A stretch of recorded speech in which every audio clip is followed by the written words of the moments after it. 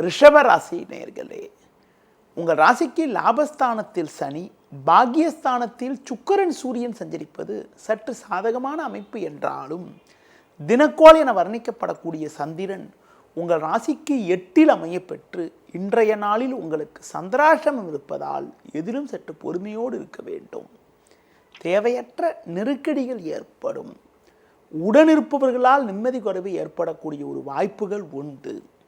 எந்த ஒரு விஷயத்திலும் சிந்தித்து செயல்பட வேண்டும். பேச்சில் சற்று பொறுமையோடு இருப்பது நல்லது.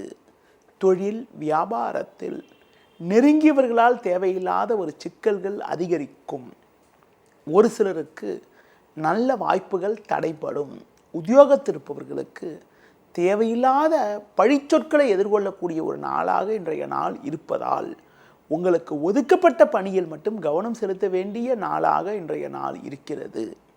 இன்றைய நாளில் ஒரு சில வளமான பலன்களை நீங்கள் அடைவதற்கு புதிய முயற்சிகளை தள்ளி வைப்பது தவிர்ப்பது, பிறர் விஷயத்தில் தலையிடாமல் இருப்பது, லட்சுமி நரசிம்மர் வழிபாடு மேற்கொள்வது மிகவும் நல்லது.